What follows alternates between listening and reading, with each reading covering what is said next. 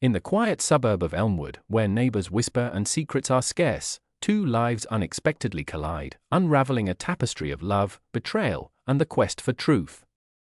Who can be trusted when everyone wears a mask? Angela entered the garage. I was surprised to find Chris at home. She attempts to conceal the young man behind her.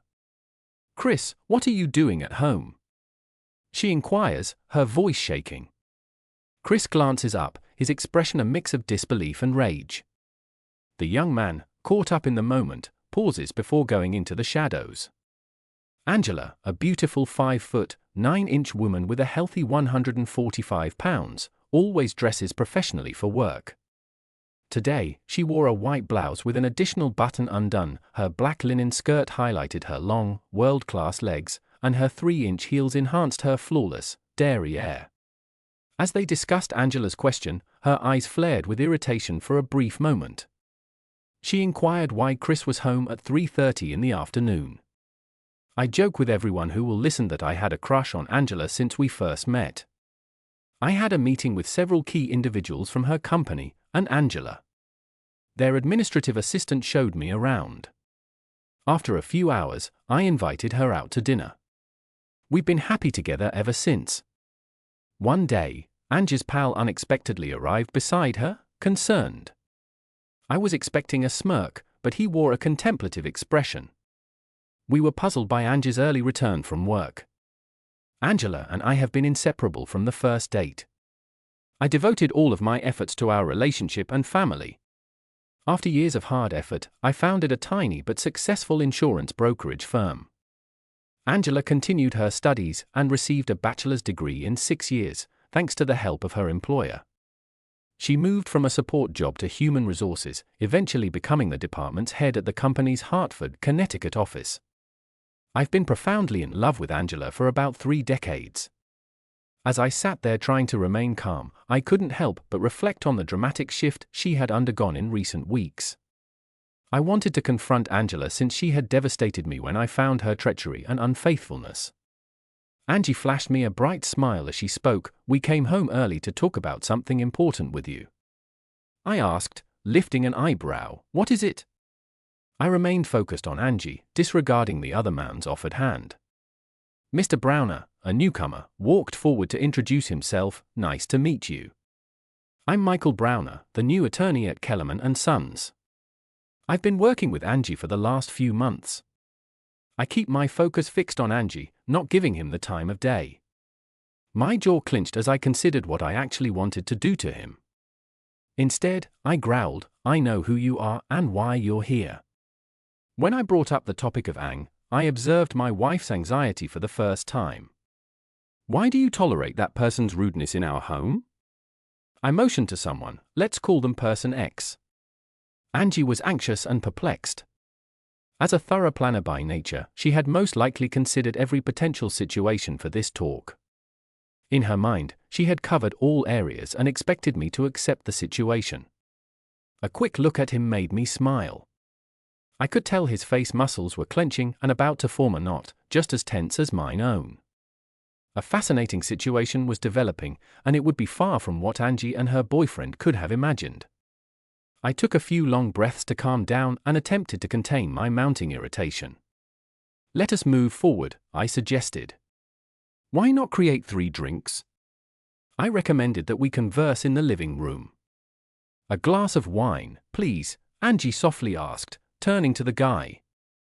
He seemed cautious. He responded to my offer by noting that Angela informed me you prefer bourbon and craft beer.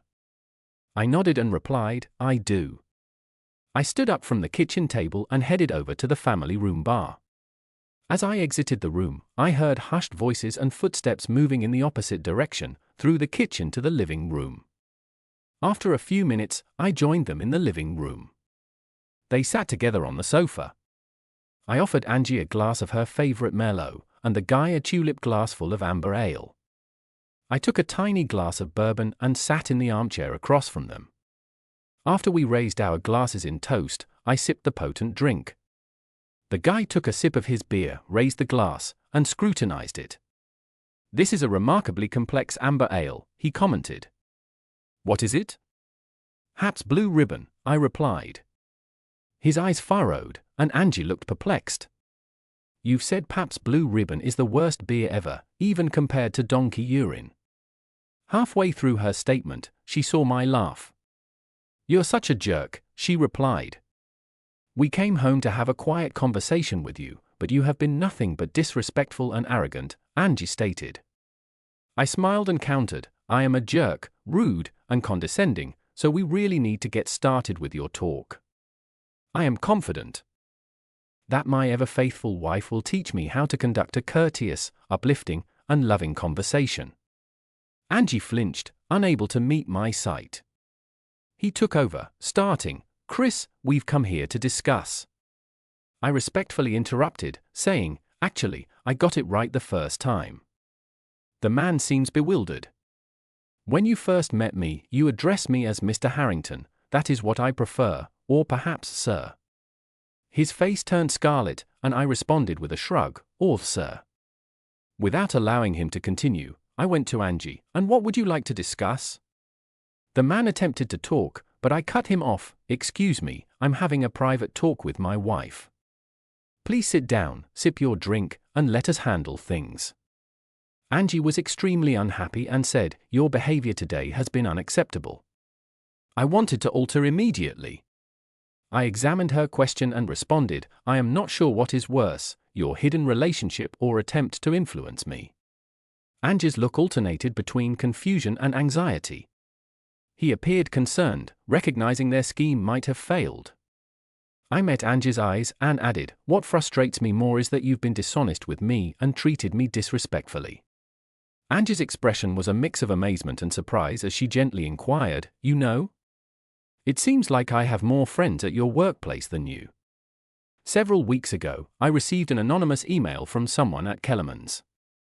The email stated that you were in a secret relationship and included 3 attachments showing you together at Middlewoods Park.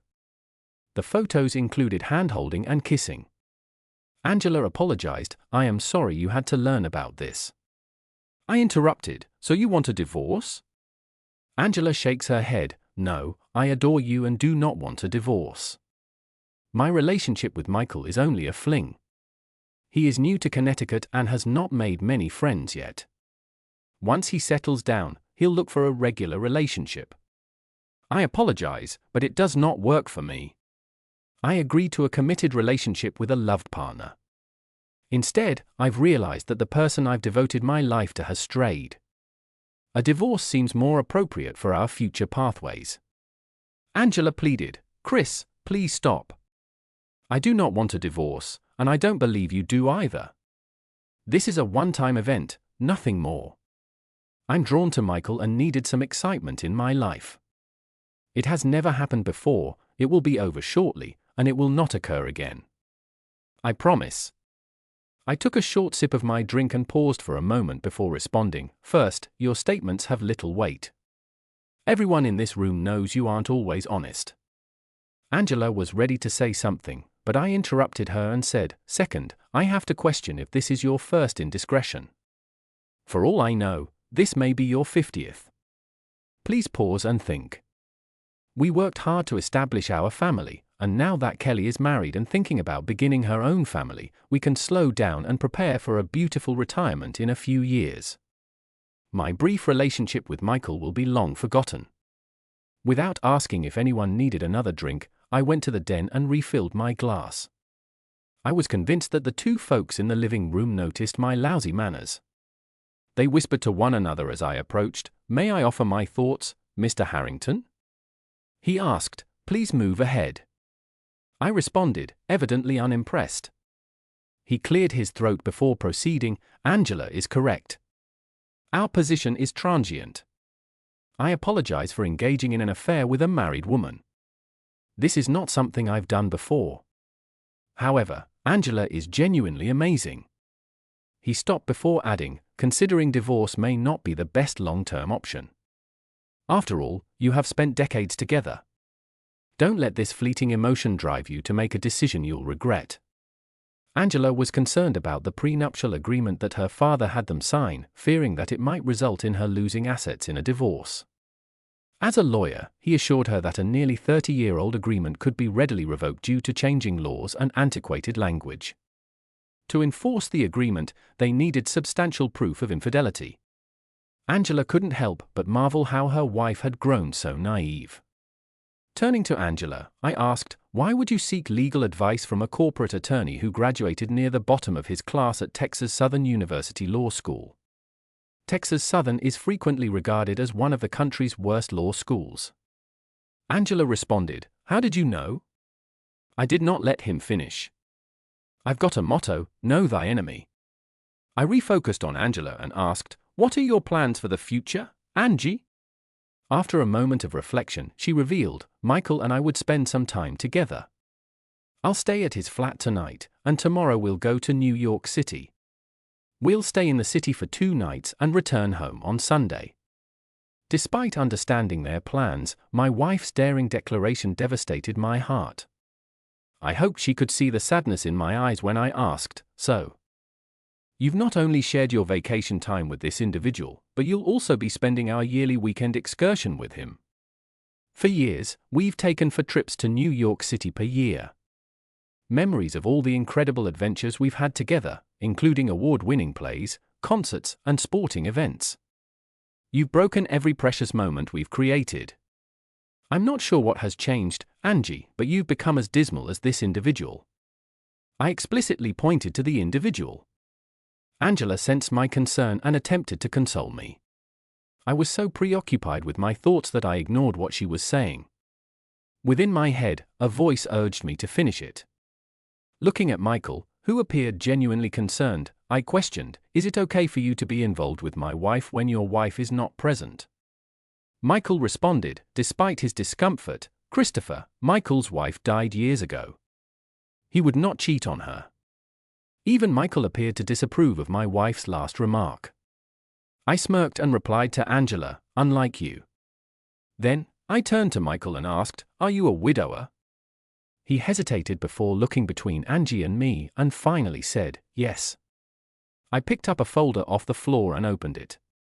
The first page featured Dr. Cynthia Browner, a surgeon at Ascension St. John's Hospital in Detroit, along with her husband Michael and daughters Katie, 11, and Lacey, 9. Resignation date, June.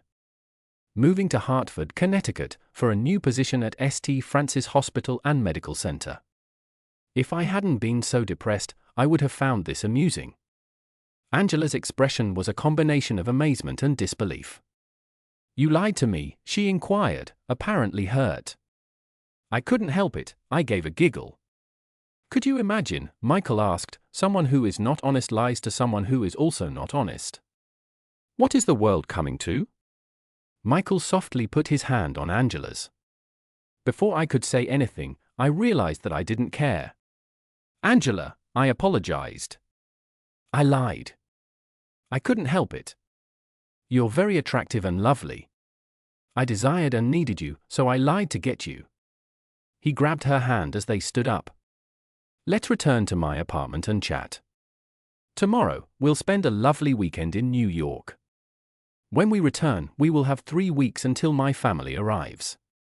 During that time, you can be a full-time wife, while I will be a full-time husband and parent." Angela took a brief minute to consider her options before getting up.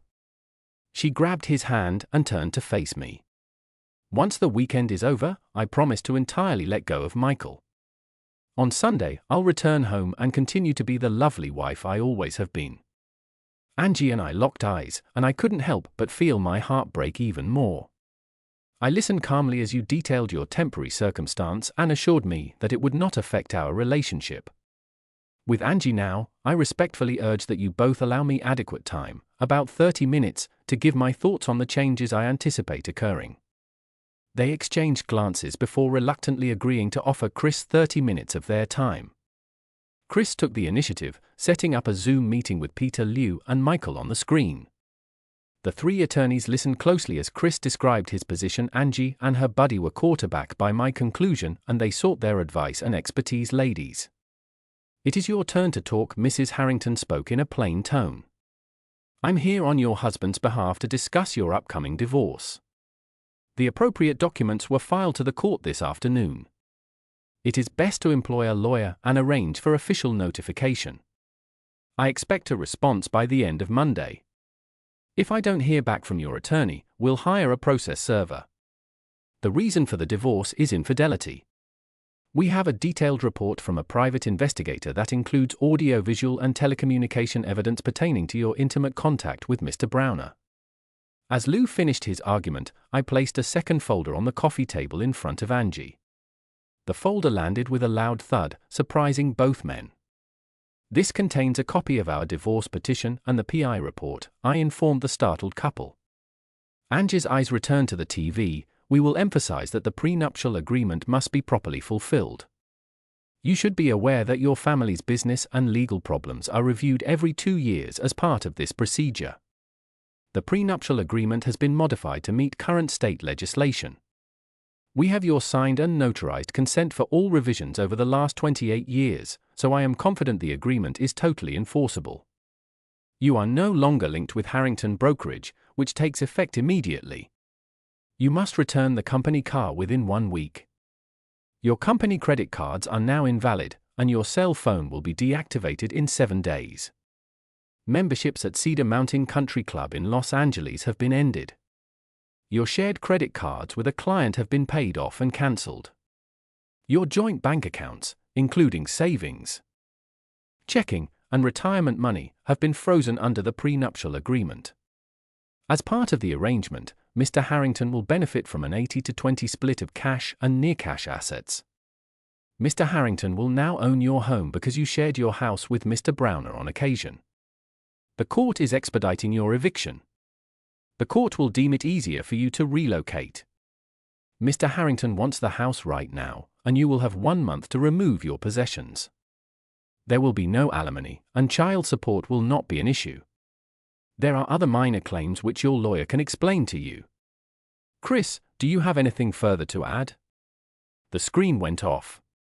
Andy rose to her feet, her eyes wild with desperation. Wait, she exclaimed, I need to ask you something. I raised an eyebrow, amused by her unexpected change of heart. To get the information you want, you'll need to employ your own lawyer. I responded, attempting to keep the situation amusing. Angie's face flushed with rage. I am going to ruin you, she threatened with gritted teeth. I couldn't help but smirk at her reaction. Turning to my companion, I said, What do you think, loser? Can this near-genius legal mind forecast how long it will take this loser to destroy me throughout the divorce? My partner remained silent, prompting Angie to sink back onto the couch. Her shoulders drooped in defeat. I held up the TV remote and waved it at her, before pointing to the screen. Jake, do you hear me? I asked as the second Zoom meeting started. Hello, Christopher, I need to leave shortly, so I'll be brief. Browner, your employment is terminated immediately. If your office goods are not retrieved within 24 hours, they will be stored in a box in the foyer and discarded. No recommendations will be made. Angela, I heard her boss pause and sigh. Angie seemed afraid, her terror was evident. Given your 29 years of loyal service, we recognized the gravity of the issue. Your position in Hartford has been reallocated, and we are now offering you the same opportunity at our Albany location. You have 1 week to make a decision and up to 30 days to relocate. The television went dark as Angie buried her face in her hands, and he collapsed back into the couch. Please be aware that the original content featured explicit language and adult topics. This version has been edited to be more appropriate for a PG-13 audience. He and Angie exchanged shocked looks, their faces were pale, and their mouths hung open. On screen, a beautiful blonde woman appeared. Please call me Cynthia, she requested. Michael, I'm filing for divorce. You'll get served in the coming days. The children and I will remain in Michigan, and I have managed to keep my position at the hospital. She added, he pleaded, Cynthia, we can remedy this. It was only a little indiscretion. Cynthia's expression became appalled. Chris called me, so I hired a private investigator. I discovered that this is your 3rd job loss as a result of your lack of self-control. I contacted Chris for more information. Cynthia inquired of Mrs. Harrington, and everyone was glued to their screens. Do you know Alice, Joy, Tori, and Candy?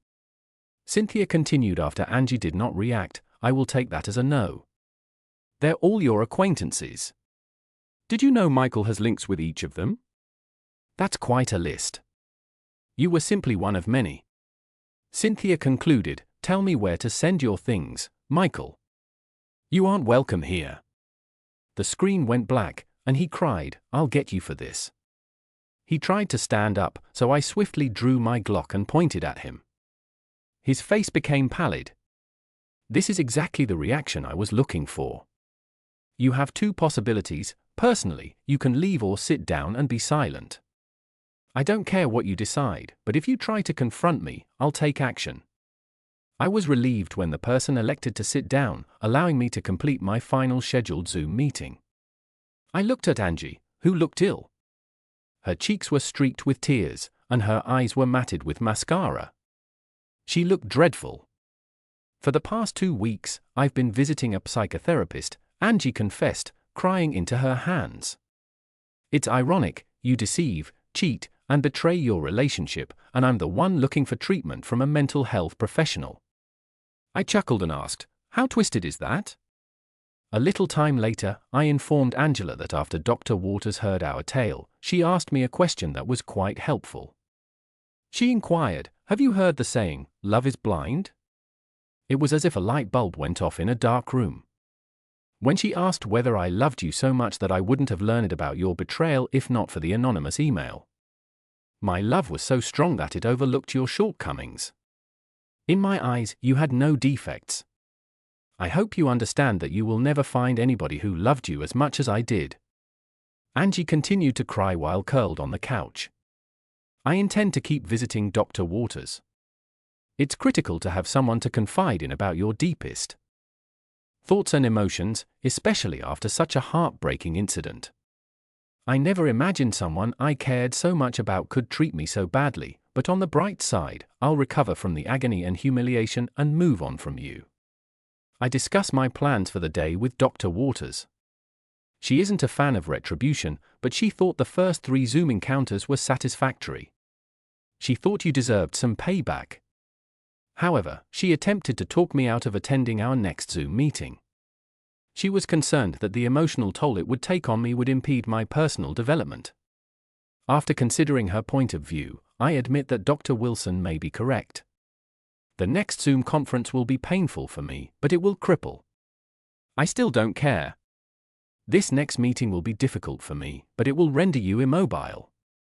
I held out the remote for the 4th time and waved it to Angie.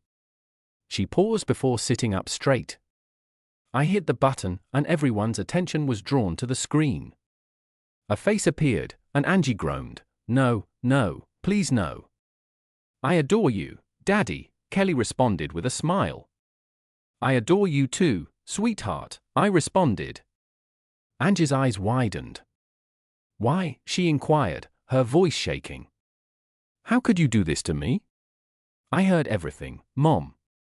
I've heard everything you and your boyfriend have discussed in the past hour. I understand what you've done and what you want to do. It is disappointing, Mom, sweetheart, please, this is a really tough situation. You are too young to understand. Angela didn't believe what she was hearing. Mom, I am not the one with the difficulties here. I am happily married and living my life. Your predicament is sad, and it's time to accept responsibility for your actions. Kelly's expression on the television indicated perplexity. Mother, are you blaming me for your mistakes? It appears that you're attempting to transfer blame. Angela promptly disputed it. No, that is not what I intended. I just miss you. Kelly shakes her head. I believe it is ideal if we all spend some time apart. Kelly and Angela called out, I'll be visiting Boston this weekend so we can catch up. I am sorry for everything. I sincerely want to see you. That will not work, Mom, Kelly responded. There are 2 explanations for the first. You'll be in New York to visit your boyfriend. I am not going to New York, Angela insisted, and secondly, Scott and I are planning a modest event for our closest family and friends. We've hired a facility near Cape Cod. Baby, what are you celebrating? Since you won't be present, I'll inform you, I am 3 months pregnant, and we are expecting a baby girl in February, Kellyanne. As your mother, I'd like to be involved. That is not going to happen, Mom. I want my special party to be full of love and happiness rather than the lying and contempt that currently consume so much of your life. Goodbye, Mom. Angela sat and cried for the fourth time, and the screen went blank. I got to my feet and silently exited the room. I'm going out to eat and will be returning in 2 hours. I looked at Angela and said, please pack clothes and other essentials. You will not be permitted back into the house until the court rules on my divorce case. I'm told it will take a week. I turned to the loser and said, you've seen what I can do. I am giving you 3 days to get out of the state. If you are still present on Monday, as soon as I open the door, I will literally cripple you. I glanced at the defeated contestants and said, have a nice weekend in New York. The weather should be great all weekend. Let us now move on to our second story for the day. Brett mumbled beneath his breath, the stubborn partner. The polite waitress with the charming smile inquired more. She motioned with the coffee pot in her hand. Brett checked his watch. No thanks, I need to go. He took the final sip from his cup, left a few coins on the table, and paid the bill. He left the cafe, heading to his rendezvous with Terry, his soon-to-be ex-wife. He couldn't believe how stubborn his buddy was. She believed she deserved the historic automobile that took him more than 2 years to restore. The rich is sure she helped a little, but he had the car since the time he saw it. It was his pride and delight. She now wanted to take it away from him. The ungrateful woman drove into the former driveway. He saw she hadn't sold her house yet. They hadn't lived there long enough to accrue significant equity, perhaps $10,000 or $15,000. Neither wanted to stay. They decided to sell the house and share the money peacefully. Brett and Terry's divorce was unusually peaceful with one notable exception, a 1960 Continental Mark V town vehicle. While driving across Indiana, Brett noticed it in the back of an old farmhouse. Like his father's automobile from childhood, it awoke something within him despite his lack of interest in historic cars. Brad approached the farmer and offered to remove the ancient car for free from his property. The farmer, with his grey hair and bib overalls, knew the vehicle was worth a few $1,000s. They discussed and eventually agreed on a price before making a commitment. Brett had to talk about it with his wife Terry. Terry questioned Brett's experience restoring vintage autos. Brett told her that he could learn despite their chats. Terry remained uncertain. She was concerned about the money and the possibility that the car might be a bad investment. They questioned whether they could sell it later to recoup their losses or let it rust away in their lawn. Brett assured her that they could not lose money on the car. He may sell it as is for more than they spent. Her husband's enthusiasm persuaded her. Delivery was arranged. Terry noticed the car being unloaded a week later and it appeared to be scrap. I will make it young again, her husband promised with a grin. Terry had always believed in her husband's ability and was determined to stand by him no matter what. Years later, the Continental came to symbolize their failed marriage. As he stepped out of his car and approached the house, he couldn't help but feel melancholy. The flat stone steps leading to the porch, which had once symbolized their hard labor together, now served as a reminder of their lost love. Terry believed divorce was the best option for both of them, so did he. It was the first thing they had agreed on in a long time despite their disputes. They shared many enjoyable years together. Brett raised his hand to knock, but the door opened before him. He was captivated by Terry's enduring beauty. "Hello, Brett, come on in," she replied, stepping back and smiling. Brett briefly forgot why he was there. A grin began to emerge, but he soon remembered his car. He took an offensive stance. "Terry, how can you believe you are entitled to the Continental? What exactly would you do with it if you had it?" Terry interrupted. "Hold on, Brett, let's discuss it over a cup of coffee. I just made a fresh pot." Her pleasant smile and welcoming demeanor put everyone at ease. Curiosity got the best of him. She always made the greatest coffee in town. Why not join her? He began to feel more at ease as Terry handed him a cup of coffee. Comfort washed over him, happy to be back in his own kitchen. He couldn't help but admire her from behind as she walked over to the counter and returned the pot to its proper spot. He remembered how graceful and slender her figure was under the short skirt. She had a small contented smile on her face as he took the first sip of the steaming dark liquid. Terry returned to the table and sat with her own cup of coffee. Now she replied, gazing into his eyes, "Why don't you believe I am entitled to the Continental?" Brett became nervous when the conversation did not go as anticipated. He had braced himself for a heated debate, but her tone was calm and composed. He expected them to argue, but even during their divorce, their conversations were always civil. Surprisingly, she brought up the topic of the car, which they had never discussed. Brett studied her facial expressions, attempting to decipher her thoughts, but she was difficult to read. It appeared that she was willing to negotiate. Maybe there won't be a fight. He chose to present his case, confident that she would eventually agree that the car belonged to him. "Terry, you cannot deny that I also contributed to the car. We both put money in the savings account, and I spent hours researching parts online. This was a joint effort. I even helped you with your car sometimes, not very often," he responded, hoping to gain an advantage. "Perhaps not. We both know I'm not a mechanic, and a lot of that was too much for me. I simply lacked the strength to help, but even then, I was right by your side offering you moral support." He acknowledged her contributions. "How many times have I massaged your neck and shoulders when you were frustrated or kissed your boo-boo when a wrench slipped?" Brett drank his coffee, his thoughts strayed to the past. Life was filled with laughter and good times. He never imagined it would lead to a divorce. Sighing, he refocused on the present. Terry hesitated to drive the expensive car, comparing it to a tank. Brett offered to accompany Terry for the first time, ensuring safe driving.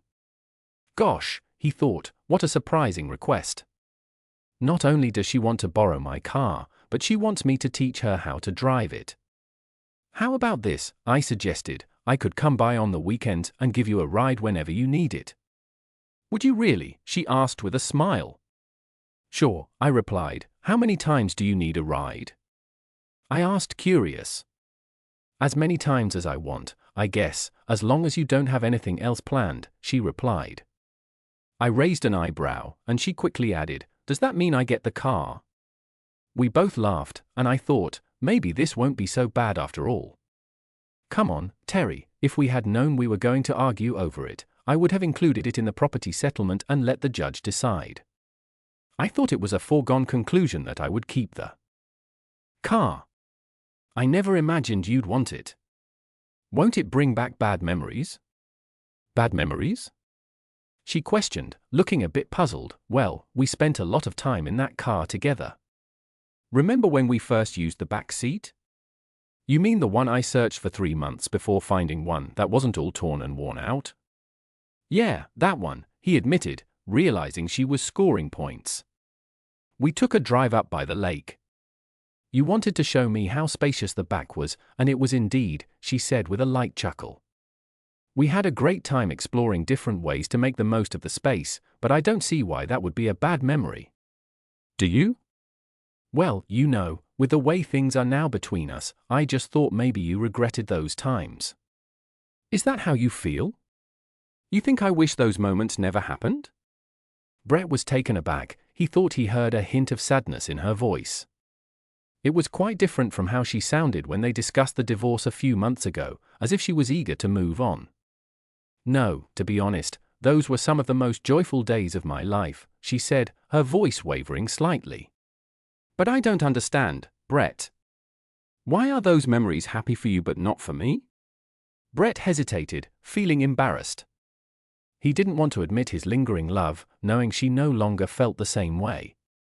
"Let's concentrate on the automotive debate," Terry encouraged, exasperated by his avoidance. "It's inside my garage," Brett said, his voice tight. "You've heard the phrase possession and the law before, Terry. You promised to keep it hidden until I could locate a secure location for it. I can't just leave it out in the open in my apartment building's parking lot." She did not desire that, but her intentions were unclear. "I understand," she admitted. "I did not intend for that to happen. I just—" "What, Terry?" Brett was becoming frustrated now. "What exactly are you trying to say? Do you believe I hate you?" Brett gave a little sigh. He didn't seem to want to have this conversation, but it was unavoidable. "I do not hate you. In truth, I regret our parting, she said, her voice barely above a whisper. Brett was shocked. Did she just say she regretted the breakup? He remembered her saying they had grown apart and had nothing in common. We were the ones who suggested we split and go our separate ways, Terry said, her gaze steady. Yes, I remember. I do not recall you disagreeing with me. However, I suppose we just didn't look like the same loving couple anymore, she admitted. We both fell into a routine that many people follow over time.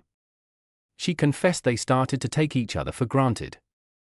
He nodded in agreement. But it wasn't only that. Remember how we used to? She trailed off, letting him continue. Yeah, we hardly ever made love as we used to. Do you remember how things were in the beginning? We couldn't keep our hands off each other, especially when working on the Continental project together. We had a lot of fun. He smiled, fighting back tears as memories flooded back. I have to agree, she added, smiling. We were an excellent team. Remember when we initially viewed the automobile together? He chuckled. However, we did not get much of the automobile cleaned, we were too preoccupied spraying each other with the hose. He confirmed his soon-to-be ex with a chuckle. I haven't laughed so hard since I was a little girl. Yes, we had some amazing times, no doubt about it, he said. However, everything changed after the automobile project. We still had fun after that, she explained.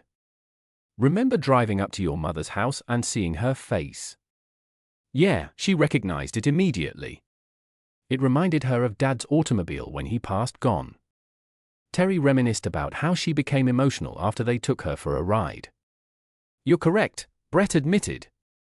We had so much fun in the automobile, even after it was completed. He paused, lost in thought. So what went wrong? Terry inquired, breaking the stillness. When you discussed the divorce, it appeared like you had all of the answers, he spoke sharply. I just expressed what we both felt at the time. We weren't making much effort in our marriage, and life got in the way.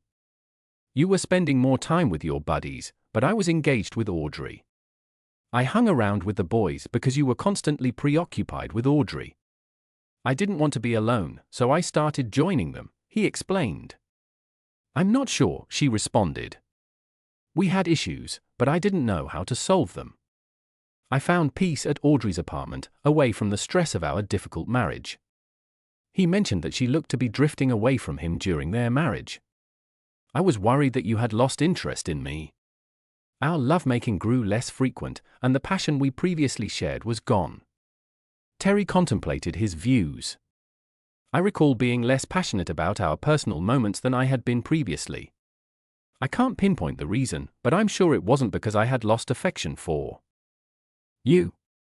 It just felt monotonous, like the routine that married couples are expected to follow. However, our shared passion for each other dwindled. We should have tried to make things engaging and exciting, Brett inquired. Terry responded, a valid question. Perhaps if we had, we wouldn't be on the point of terminating our marriage today. Only a month later, as they sipped their coffee, the room fell into an unsettling stillness. Brett's mind strayed, considering the purpose of their chat. Terry stated wanting to talk about maintaining the Continental, but their conversation had gone to their marriage. He began to suspect that the car was only a means to bring them together. Terry's mind raced as well, but she was not thinking about the car. She questioned whether they were making the correct move by seeking a divorce. She recognized her own emotions, but she was curious about Brett's perspective. Brett, do you still feel for me? Terry asked, seeking clarity. Brett hesitated, unsure whether he should humble himself and acknowledge his remaining feelings. Would he really have to embarrass himself to retrieve his car? Nonetheless, he had always been honest with her before their divorce. Should he be less real now? Brett, please stop telling me how I feel. Our chat clearly shows that you have no idea how I feel, really. So how do you feel about me? Do you love me? She exclaimed, surprising him. His heart was beating, and he couldn't help but smile.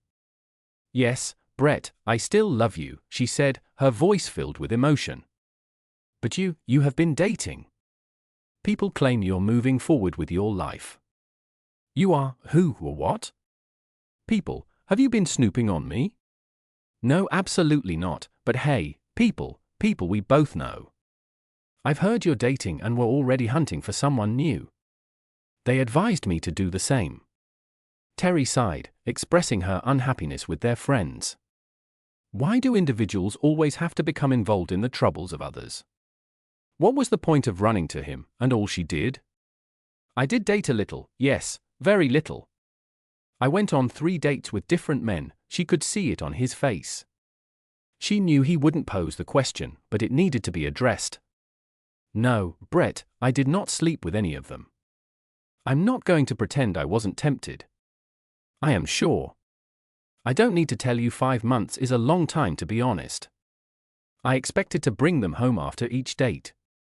She took another sip of coffee, hung her head, and considered how she wanted to make her next sentence so it meant something, so he knew she was sincere. But by the end of each date, I had no desire to spend any more time with any of them. In fact, after the 3rd date, I concluded I only wanted to be with one man. She gazed in his eyes. That's you, Brett. You're the only one I want to spend time with. Brett could not believe his luck. He had always hoped for a reunion, but never really expected it. He believed he had lost her forever. He suddenly thought of a question: was she implying she didn't want a divorce, or was she proposing a more casual arrangement? He sought clarification. Are you suggesting you don't want to proceed with the divorce? Her face lit up with a wide smile. Let us sleep on it and discuss it further in the morning. What are your thoughts? She was correct, 5 months is a long time. Still, he was unsure of her intentions. The only thing he knew for certain was that she was inviting him to share an intimate moment with her, and he wasn't going to pass it up. Brett and his wife entered the bedroom. Their relationship was coming to an end, but they decided to share a special moment together. They gently embraced and kissed. Terry gently unbuttoned his shirt, revealing his chest, rekindling their love from when they first started dating. Brett climbed into bed and watched his partner perform a captivating dance. The familiar bra and panties, a gift from a special occasion, contributed to the charm of the moment. The car discussion earlier appeared to be a ruse to bring him closer for this intimate moment. He felt a familiar excitement as they lay together, his arm wrapped around her. He kissed and nuzzled her cheeks, neck, and ear. Their bodies reacted to one another's touch. Passion was growing between them. She drew closer, her emotions were overwhelming, her desire grew quickly. I need you close, she whispered softly. Brett found his spot. Terry was surprised by the firmness. It was like a rock. She rubbed it a few times across her thigh for moisture before letting go. As her partner slowly entered her, she instinctively arched her back and moaned with pleasure. It had been so long, not just the 5 months since their separation, but also the couple of years before that. How had their love faded so dramatically? With each thrust, Brett reclaimed Terry and reaffirmed his commitment to her. She wrapped her legs around him, securing her ankles behind his back, her arms drawing their faces together, and her nails dug into his shoulder as they both reached a state of euphoria. That night, they both slept soundly, a change having occurred since the mention of divorce. Brett awoke the next morning to the sound of a bird singing outside his window. He looked around and realized he wasn't dreaming. His wife smiled at him, and he returned the gesture. They cuddled, and he joked about dividing the car. Her heart skipped a beat, but he clarified that they would share driving responsibilities. He glanced over and noticed the fear in her eyes. He gently pressed his lips against hers. I'll teach you to drive, but on one condition: you never bring up divorce again, now or in the future. I saw the tension leave her body. Deal, big guy, she agreed.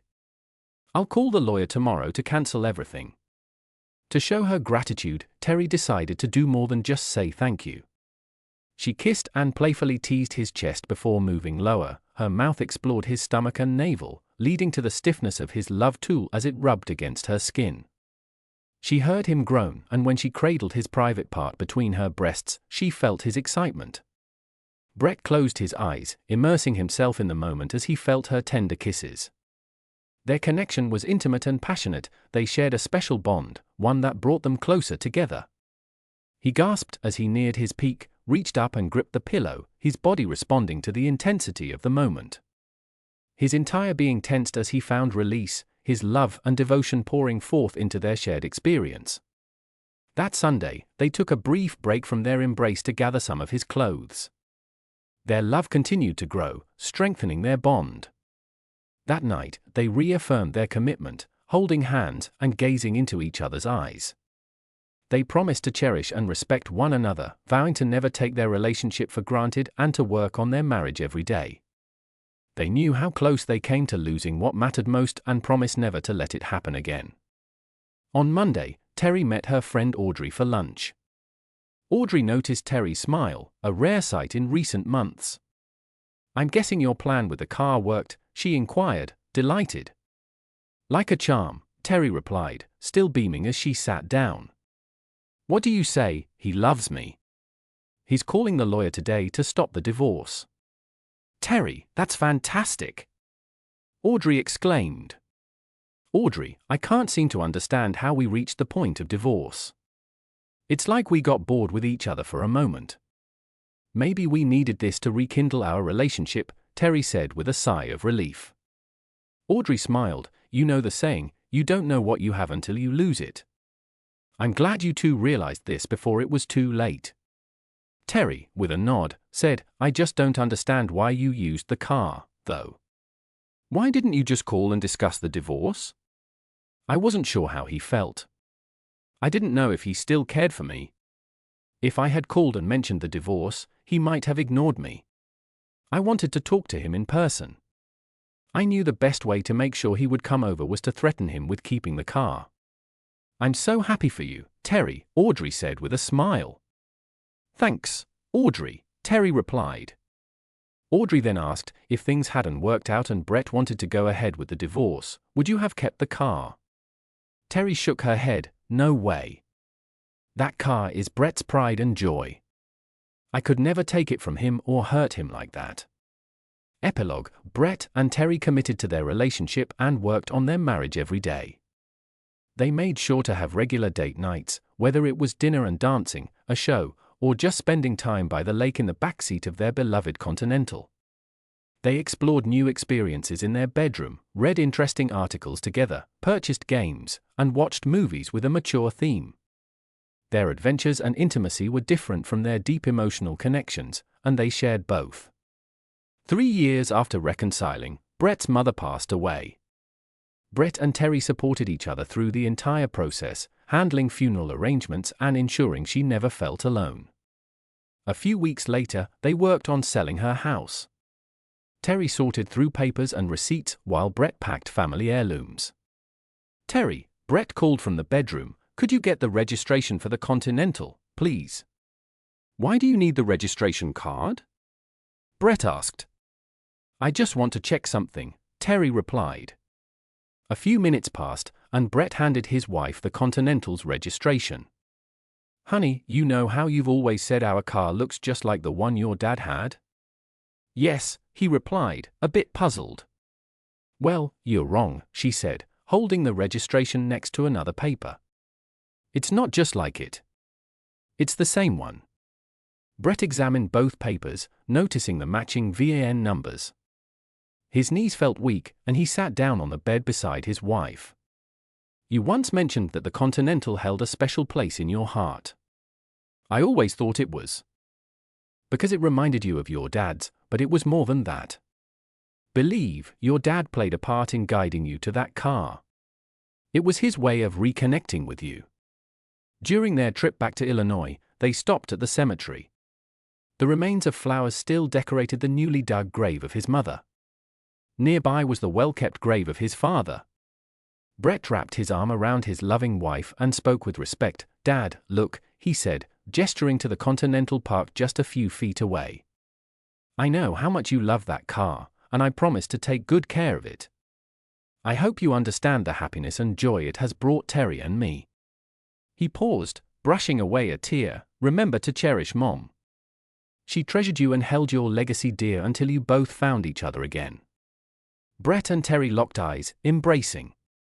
Terry nestled her head on his chest. "I adore you, Brett." "I love you just as much, my dear," he murmured, resting his cheek against her head. Here's the next story. Part 1. It all began when I decided to visit a place I rarely go to after dealing with a particularly annoying client in the morning. I had no desire to return to the office and face a stack of contracts. It was a gloomy Tuesday, and I needed a break. So I stopped at a dull bar restaurant near the airport, planning to enjoy a leisurely lunch and a couple of drinks before resuming work. I was sitting in a cozy booth, sipping my drink and contemplating the challenge of finding a delicious burger when my gaze was drawn to a couple entering the restaurant. They made their way to a booth on the other side of the room, sitting close to each other. The woman had an elegant presence, her blonde hair cascading down her back, and she wore a knee-length skirt and a stylish top. Her male companion appeared to be trying to project a tough image, but didn't quite come off. He donned jeans and a black leather jacket, but the outfit seemed ill-fitting for his slender frame, and his attempted swagger fell short. The scene was innocent enough, a brother and sister-in-law enjoying a night out. Shelley, my sister-in-law, was with her supposed husband Dave, at a cozy restaurant. They were sharing a booth, laughing and talking. Their connection was evident, but nothing too scandalous. As the evening wore on, a waitress approached their table to take their drink order. Shelley and Dave exchanged glances, their expressions growing more intense. It was as if a switch had flipped, transforming their innocent connection into something much more passionate. To my shock, they began to engage in a heated display of affection, their hands roaming freely over each other's bodies. Shelley leaned in close, her lips met Dave's in a fervent kiss. Their hands explored every inch of each other, their passion growing more intense with each passing moment. As the night continued, the intensity of their connection only grew stronger. Their bodies moved in unison, their breaths shallow and quick. It was clear that they shared a deep intimate connection that went beyond the boundaries of a typical sibling-in-law relationship. Despite the shock and confusion I felt, I couldn't help but be captivated by their undeniable chemistry. It was a sight I would never forget, a moment that would forever change the way I saw them both. I knew I had to do something about the situation. The question was whether I could hold back my anger in the restaurant. I'd never been a fan of Shelley, and I couldn't understand why Dave was so smitten with her after only 4 months of dating at just 23. He seemed oblivious to the potential problems ahead, but as much as I wanted to warn him, there was no convincing him that Shelley wasn't the moon and stars he thought she was. She was a charming, lively girl who appeared to be more focused on her appearance than deeper aspects of life. While not as intelligent or engaging as her husband, Dave, she was full of energy, which he found appealing. Both seemed to view her as their favorite person, with Dave willing to do anything for her. The first 3 years of their marriage seemed happy, but the situation unfolding before me indicated that their happiness might be fading. Shelley's eyes widened as she realized she was caught in an intimate moment. Her companion quickly removed his hands and turned to face me, surprise etched on his face. Shelley's expression shifted from shock to disbelief as she stared at me, unable to speak. Her companion's expression soon transformed into annoyance. I approached the stranger and offered a handshake, introducing myself as Shelley's brother-in-law. The stranger's eyes widened, and he remained frozen, avoiding Will's hand. Shelley, regaining her composure, introduced Will to Robbie, an old friend. Will playfully inquired about their activities, catching Shelley off guard as she realized her secret had been exposed. Robbie, embarrassed, quickly excused himself and left the restaurant without looking back at Shelley. "Seems like a nice guy," I said casually to Shelley. "Why'd he leave so suddenly?" Inside, I was absolutely icy with rage. My brother adored this woman and would do anything for her, and this was how she treated him, flirting with some guy with greasy hair and a bad mustache. Shelley looked terrified, her face was white. "Will, I suppose you must have gotten the wrong notion. We were just," her voice trailed off, she had no idea how to complete that sentence.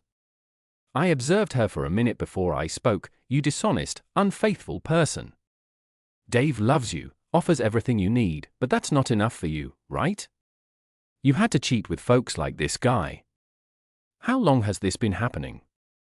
How many additional men are involved? What do you think Dave will think when he finds out? No, Will, please, she seized my hand, holding it with desperation. Please don't tell him. Please, I'll do anything. I couldn't believe what I was hearing. Shelley was panicking, and I couldn't help but be amused. Dave was my best buddy, and witnessing his wife betray him was awful, but I realized I couldn't simply walk away from the issue. Why are you concerned about Dave finding out? I inquired, hoping to better grasp her point of view. Why should I keep this secret? Shelley's gaze raced around, looking for the appropriate response. Will, I need your assistance. I have something essential to ask you, but only if you swear not to tell Dave about what I did. My heart raced. Was she offering anything in return for my silence? I couldn't help but be a little excited by the possibilities. All right, I promise. What do you need from me? Shelley appeared contemplative and then determined. Will, I'll reveal a secret, but don't tell Dave. Who has not been completely devoted to you? She's been seeing a man at the gym for a few weeks. I chuckled. Shelley's inventiveness was impressive. I did not anticipate that from you, Shelley, but truly, she has been seeing someone else. Shelley's reaction verified the fact, which threw me off guard, but I knew it was untrue, and we had been inseparable since our sophomore year at Kenyon College. After graduation, we moved in together and later married, enjoying 7 years of marriage and 10 years together in total. He was a committed, rational, kind, and honest person who adored me. I loved her just as much. Shelley leaned in as if she understood my confusion. I assure you, Will, and told you the truth last week. She mentioned it was fairly large. I studied her expression and organized my thoughts. Shelley had temporarily mastered her dread. She appeared composed and in control, someone who understood what they were doing, not someone telling a crazy and frantic story. Still, I couldn't believe what she was saying at first and had reservations about joining the fitness center for a while. I used the fitness room more than she did, but she had recently been a regular, exercising 3 times per week. Furthermore, there have been a few strange incidents at home. Recently, there were times when she avoided making eye contact or acted preoccupied over supper. I turned back at Shelley, who appeared to be waiting for my next move. There was no way I could keep her secret from Dave, but she didn't need to know. I needed to know the truth about Anne, one way or another. All right, Shelley, I said softly, perhaps we can find a solution to this. I thought about it some more before continuing. I will not allow them to fool us. If you can assist me in discovering the truth, then I will not mention what I witnessed today. That is, if you pledge not to see Robbie or any other man save Dave. Her cheek shone with relief. I promise, Will. You can take my word for it. What do you want me to do? She asked. I want to hear Anne's version of the tale in her own words. I will equip you with a recording device that you can quietly place in your apartment. Invite Anne over to share some non-alcoholic beverages and good talk. Encourage her to give her thoughts on the situation. I'd like to know more about her relationship with the man, including when and how it started, how often they met, and her motivations for pursuing it. Please explain why she considers it okay to be associated with someone else while in a committed relationship. As I spoke with Shelley, I began to distrust Shelley's account of Anne's activities. The thought of Anne cheating infuriated me. Shelley nodded. All right, okay. I can do that. You would most likely have to approach her carefully, make sure to express the specifics of your disagreement as well, so it feels like a genuine heart-to-heart chat. By the way, I asked playfully, is this the only problem we had, or are there others? This is the only one, she reacted swiftly, blushing, and I immediately suspected her. 20 minutes later, I was driving back to the office, thinking about Dave's relationship and how it might affect mine. You might assume my first call would have been to Dave to tell him what I had seen Shelley do, but I knew I couldn't. I was the responsible older brother. Dave, the younger one, was charismatic and gregarious. He had several high school and college girlfriends, but their relationships were short-lived. His outgoing personality enabled him to connect with anyone. One of Dave's college roommates joked that he could talk the pants off a snake. We all understood what it meant, even if it didn't make sense. However, when Dave met Shelley, everything changed. The confident, charismatic guy who drew women to him became a captivated schoolboy. Shelley quickly charmed Dave. He was determined to marry her, and no one could persuade him differently. Dave admired Shelley passionately and never questioned her conduct. When I told him that Shelley had made an insensitive comment to our mother, he became enraged and avoided me for a week. To persuade Dave that Shelley was unfaithful, I needed proof. He would only believe it if he heard her remarks on video, and I reluctantly acknowledged the possibility that Shelley's words were correct. I found myself wishing for Anne's innocence, even if it meant dealing with resentment later. When I arrived at my office, I jotted down potential courses of action in case the situation worsened: managing funds, selling a home, and arranging car titles. I wished for the day when I could throw the paper away unscarred. When I arrived home for dinner, Anne's joyful humming filled the kitchen as she prepared our meal. She greeted me with a warm embrace and kiss, as she had for the previous 7 years. I knew I'd have to hide my doubts for a few days while trying to be a loving husband. It was not straightforward. We enjoyed our dinner discussions, but when she mentioned her workout at the health club, I couldn't help but ask, "Sweetheart, you've been so committed to your workouts recently. Are they actually giving away free ice cream at the club?" She chuckled, but a blush formed on her cheeks. "No, my sweetheart. I've just had the pleasure of a fantastic workout, followed by a refreshing shower, and returning home to my lovely hubby. Plus, my black slacks have relaxed slightly and now fit well." She smiled warmly at me, and I couldn't help but admire her beauty and the affection I had for her. I hoped with all of my heart that she was not cheating on me, and I hoped the same for myself. Despite what the court calendar showed, my marriage ended exactly 1 week later, on another Tuesday. Shelley and I painstakingly designed the set. I gave her a little tape recorder to hide in her living room, and she agreed to come over for lunch on Tuesday afternoon and took the day off from work. Shelley didn't have a job. I spent the entire afternoon in my office, pretending to work while waiting to hear what the women would say. Shelley called around 4:30 to report, "We're done and have just gone home." "Did she speak to you about it?" I asked, still hoping it was all a mistake. "Yes." Shelley laughed, obviously under the influence. "I told her about Robbie. She told me about Marion." "It's all about Marion," she laughed again. "He appears to be a very huge fella." I realized I was squeezing the phone too tightly, causing my fingers to pain. "All right," I replied, "I'll come over in 20 minutes. When I arrived at Shelley's, she was holding a tape recorder. "Just remember what you promised me, Will." "Yes, Shelley, I won't say anything to Anne, and you can never let her know I taped her, or she'll be furious and inform Dave." I nodded and walked away, knowing that the night would be tough. I had to pretend to be a devoted husband. Anne was tipsy after spending the afternoon with Shelley and sipping wine. She wasn't just affectionate, but also pushy. As soon as the dinner dishes were cleared, she led me to the bedroom, asking, "Honey, do you have anything special for me tonight?"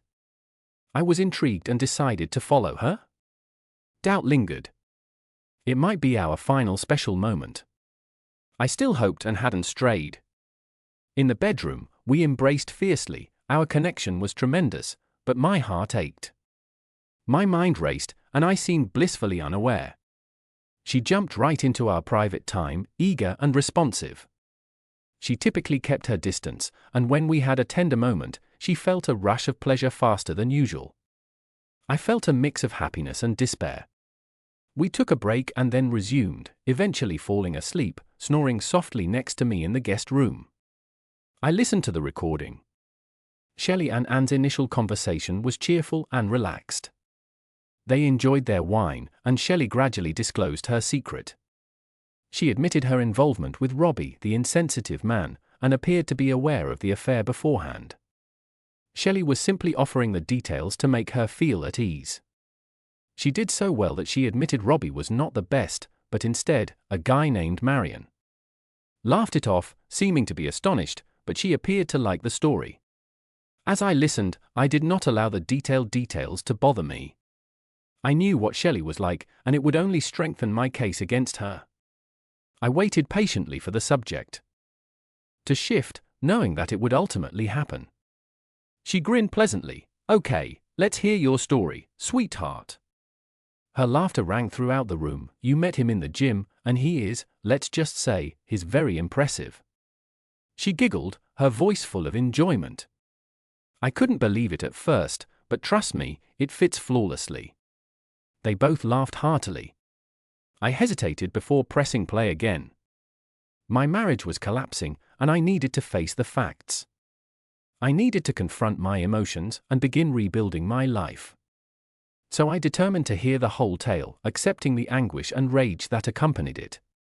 "How did it begin?" Shelley inquired. "It all started when I accidentally discovered a secret and responded with excitement in her voice." Shelley leaned nearer, wanting to learn more. "I discovered a hidden room in our house and found a mystery artifact within." Continuing her remarks with vivid imagery, the atmosphere became strained as they drank their wine. Each disclosure heightened the sense of anticipation. "I've been going to the health club to stay active for a few years now.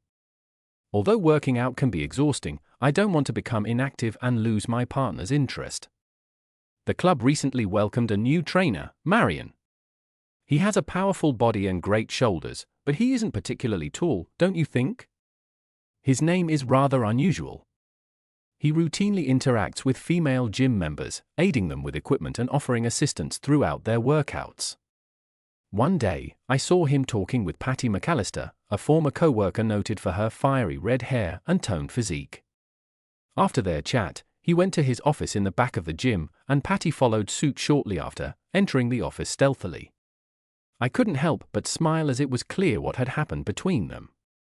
However, I didn't give it much attention until later when I was about to leave the gym. Patty entered the dressing room, clearly pleased, and omitted a dreamy happy face, as if she had just experienced something both rewarding and exhausted. "Hello, Patty, what is new?" I inquired, noting her pleasant mood. She grinned and answered, "I have something exciting to share." She leaned up close and murmured, "I have a serious case of BCF." Curious, I asked, "BCF, what exactly does that stand for?" Patty laughed and looked around before answering, "Big club fever." She then proceeded to tell me about her interactions with a club member named Marion. She regarded him as an amazing dancer and mentioned that their chemistry was evident. They had been enjoying each other's company and dancing whenever they had the opportunity. Although Patty's excitement piqued my interest, I reminded myself that I am a happily married woman who has no plans to get involved with anybody else. Over the following several weeks, my curiosity in Marion grew. I became more attentive when he teased, noticing every delicate touch on my shoulder as he helped me with the equipment. Marion positioned himself behind my head to provide support.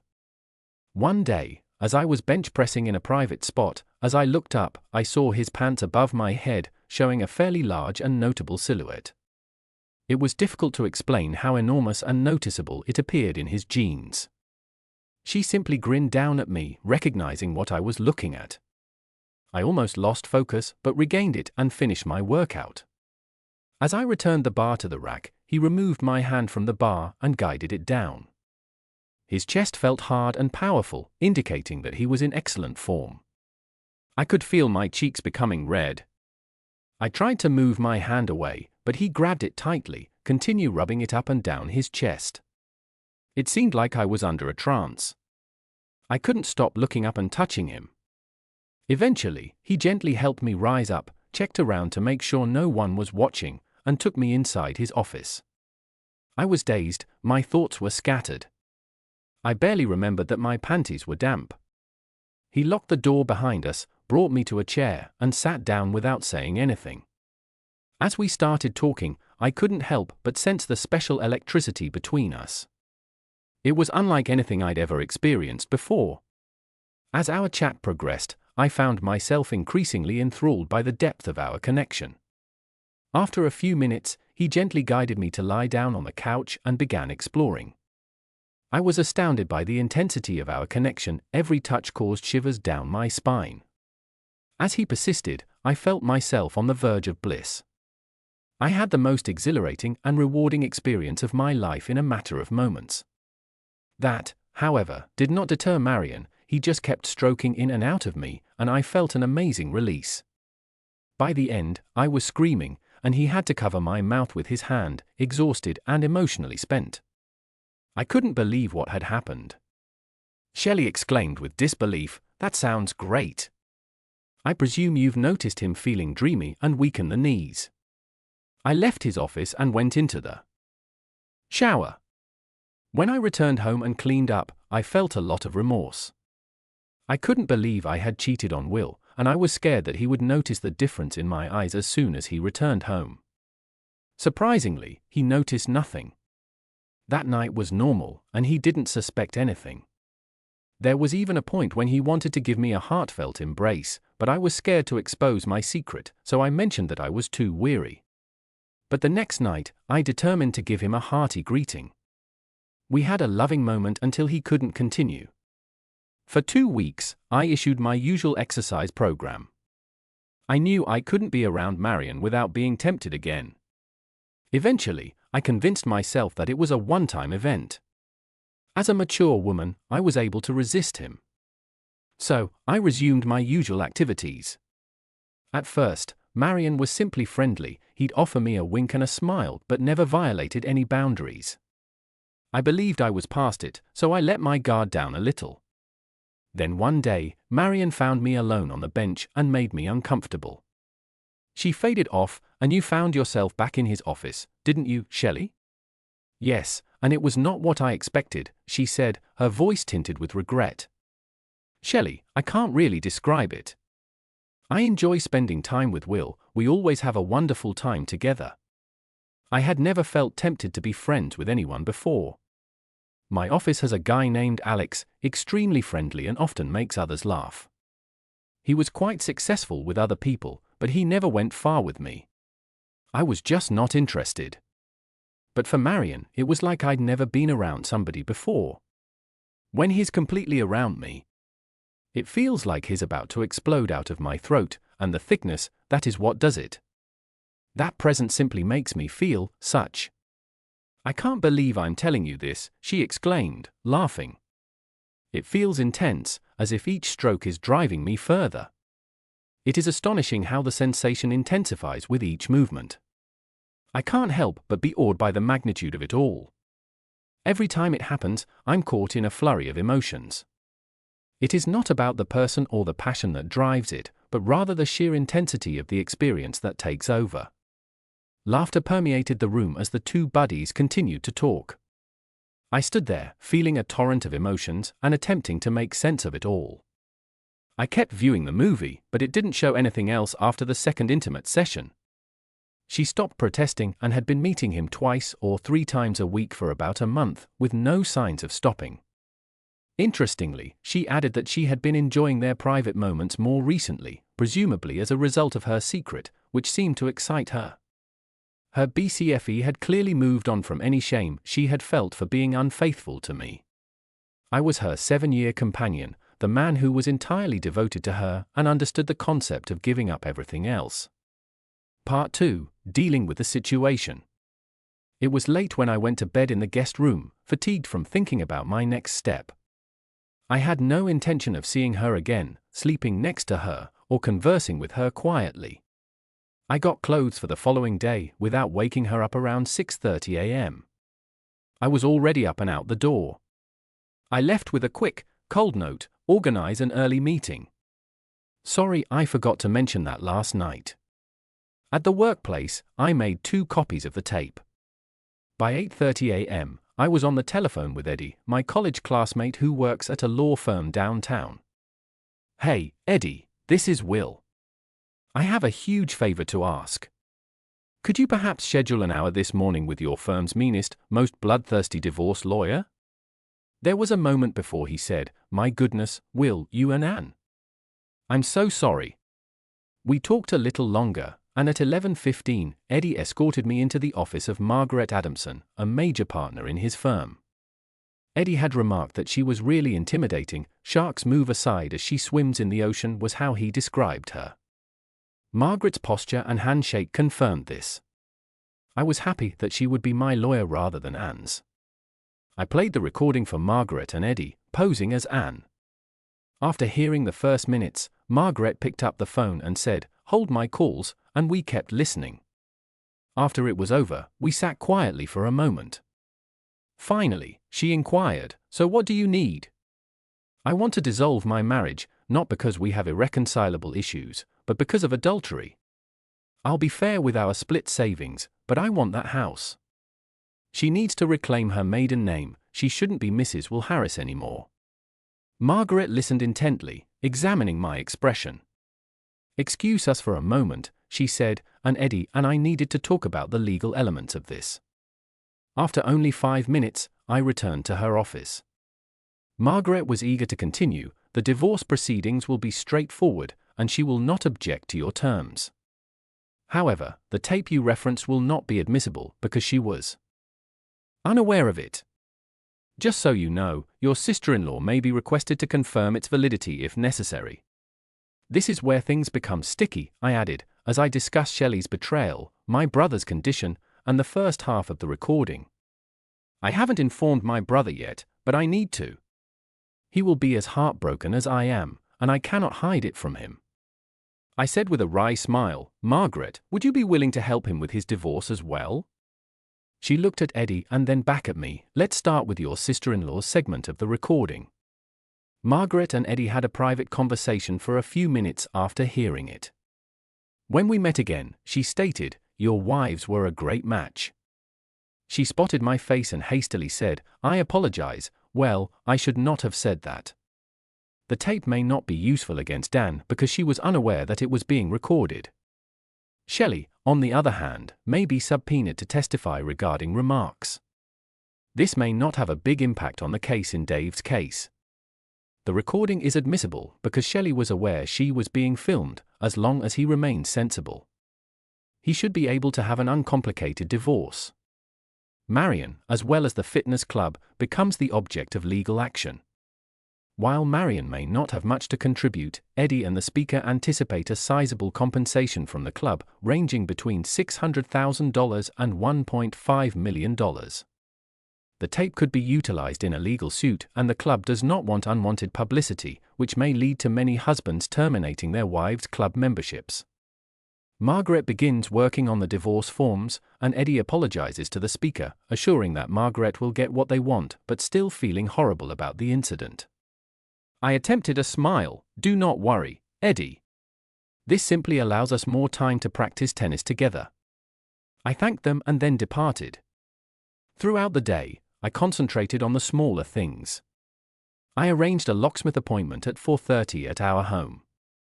I scheduled a dinner date with Dave so I wouldn't be around when Anne arrived home. I cancelled her credit cards and set up separate accounts for our funds. Finally, I wrote a sincere farewell email to my sweetheart. Writing goodbyes was difficult, but after several attempts, I succeeded. I put the message in an envelope, addressed it to Anne, and took it home. The locksmith completed his work around 5:15. I sat alone in the kitchen, drinking tea. I then attached the message on the outside of the front door, locked it, and departed. I knew Anne would arrive home between 6 and 6:30. I wondered what she would do first, try the door and find her key didn't work or read the note. "Dear Anne, our relationship has been difficult recently. I hope we can work things out and become closer together. If you wish to receive your clothing and personal belongings, please discuss it and set up a time when we can both be present. I don't want things to be awkward or uncomfortable for either of us. In the meantime, let us work on mending our relationship and finding methods to make each other happy. I am confident that we can overcome any problems and look forward to a happy future together. We've always been happy together, we had our ups and downs, but nothing that couldn't be worked out with a nice conversation. However, when I learned she was cheating on me, everything changed. I felt betrayed and heartbroken. Dave, my best friend, sensed something was up when I invited him to dinner. We ordered our customary foods, but I couldn't resist any longer. I informed him about Anne's infidelity and my desire to break our marriage. Dave was astonished, his lips hung open in surprise. Are you certain about this, Will? He asked carefully. I found out via a common buddy. I approached her, and she confessed it. She claimed she was unhappy, but I'm not sure how she could do this to me. Dave reached over and put a soothing hand on my shoulder. I'm so sorry, Guy. You do not deserve this. Would you like to talk more about it? We spent the remainder of the evening talking about my agony and heartache, and Dave listened without judgment. His support meant everything to me. As we concluded our dinners and beers, I knew I had a loyal friend by my side, ready to help me pick up the pieces and move on. Near the end of dinner, I divulged one more detail. Shelley assisted me with proof.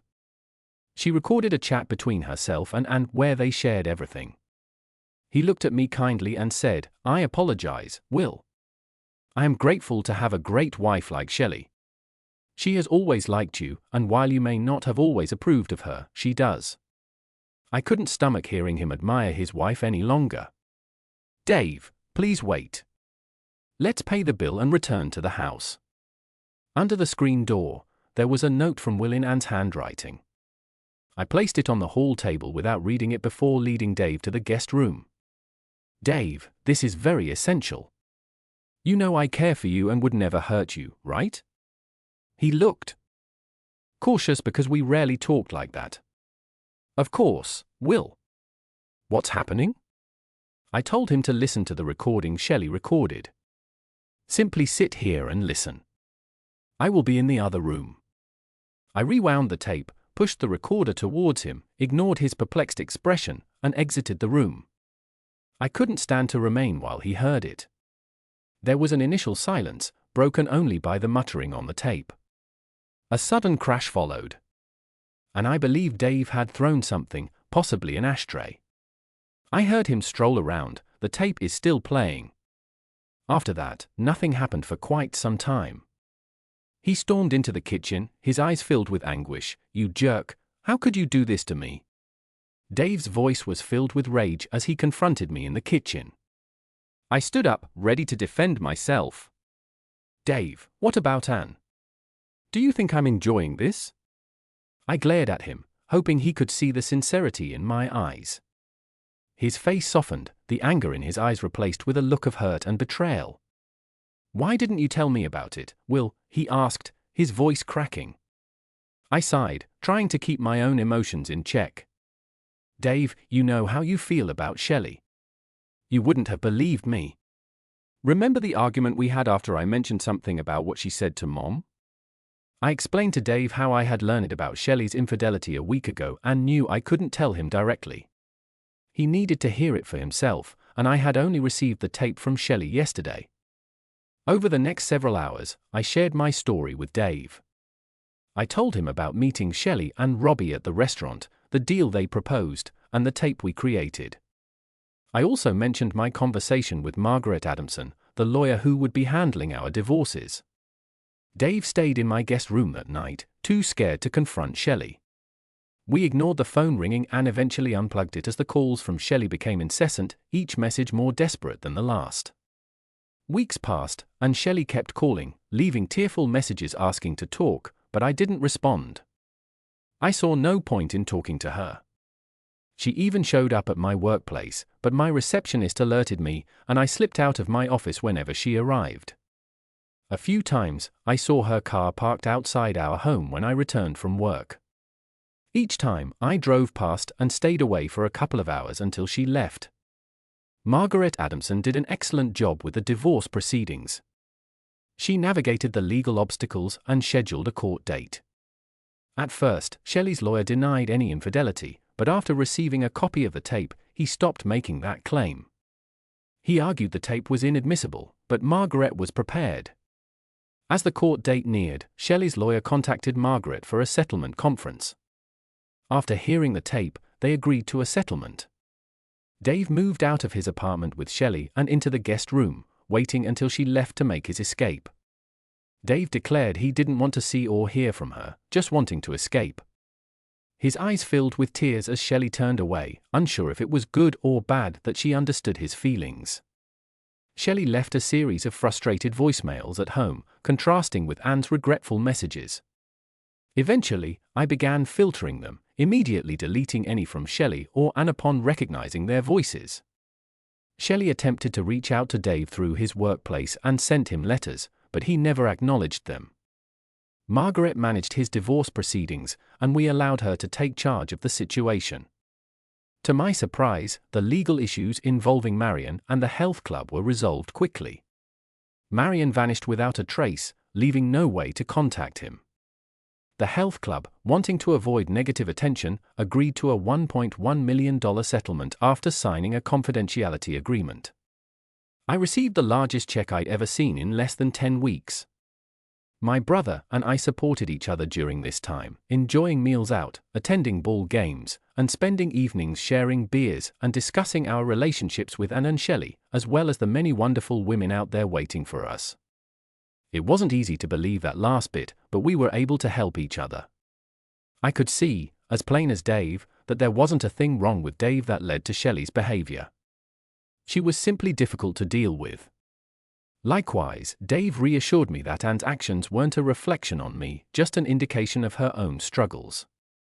Neither of us probably believed the other one all that much, but it still helped to hear it. Dave was the first to experience divorce. He refused to communicate with Shelley, so Margaret took care of everything. She mentioned that Shelley initially demanded more money, but the tape changed that. When Dave had to sign the papers, Shelley had already done so. He smiled sadly, thanked Margaret, and went to the restroom. I overheard him sobbing inside. 3 weeks later, it was my turn to meet with Anne and the lawyers. I agreed to a settlement but had 2 conditions: removing adultery as a reason for the divorce and a private meeting before signing the papers. I agreed to the meeting but not dropping adultery.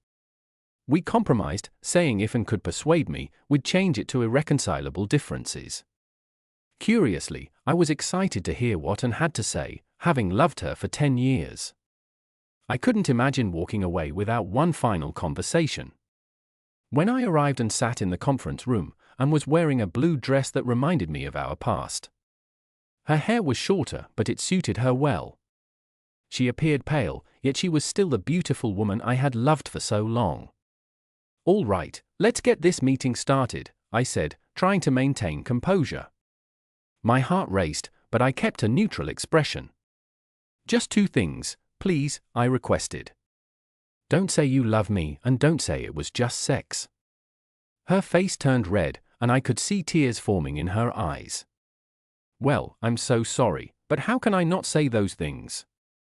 I made a plain and simple mistake. I was thoughtless and selfish, and I hurt you, but it was just sex, a moment of weakness I gave into. I've gone over it so many times, wishing I had never done it." "You did it, didn't you?" she questioned, her voice shaking. Standing in the same room, knowing we were about to part ways, brought a great sadness to my heart. I moved away from her, looking out the window, not wanting her to see my wounded expression. From behind, I heard her softly sobbing. "Baby, it was merely a mistake. It wasn't meaningful. I know it harmed you, and I regret it, but it doesn't affect how much I adore you." I let her continue speaking, absorbing her urgent tone in the familiar voice I had always cherished. However, her statements were nothing I hadn't anticipated, and there was nothing she said that changed anything for me. After some time, I turned around and returned to the table, sat down exactly across from her, and said, "Just so you know, I still care for you dearly, but it's over between us." Her tears began to pour once more. "You've snatched from us the most important thing we shared. Aside from our affection, we trusted each other." I couldn't picture making love with her again, questioning if she was thinking of him or his strange girlfriend. How could I tell if she was actually loving me or simply wishing for him? How could I stand her continual wondering where I was every time I was a little late getting home, or whether I had found someone else to spend time with? I waited, but he offered no reaction. Eventually, between her sobbing, she pleaded, please give me one more chance and think about this. What if I met someone who was attractive, but not someone I genuinely cared about, someone who gave me fleeting happiness but nothing more? After learning the truth, you hesitated. Could you forgive me? Could you get past the pain, the sense of betrayal? Could you believe in yourself that you'd be the one I really wanted? Her eyes were filled with despair as she asked, have you ever questioned if you made the right choice? I took a deep breath and decided to be completely honest. And I think about you and me all the time, but I can't help but wonder why you made the wrong decision. As I dropped Dave off later, he looked at me with concern. Are you sure you're okay, Will? I let out a breath. It was unexpected, but I guess it had to happen eventually. Our town isn't that big, I said. Are we still on for tennis tomorrow after work? Dave agreed, and I went home. In the dark bedroom, I tried to undress as silently as possible, but when I got into bed, Shannon rolled towards me and asked, how was your evening with Dave? I replied, it was nice, a bit strange. I actually ran into Anne at the restaurant. Shannon muttered, probably for the best that you two met, and I was too tired to come out. I might have caused a scene. I asked Shannon, could you just hold me for a few minutes? Shannon's loving smile appeared in the darkness. Don't worry, baby. I'll do more than just hold you.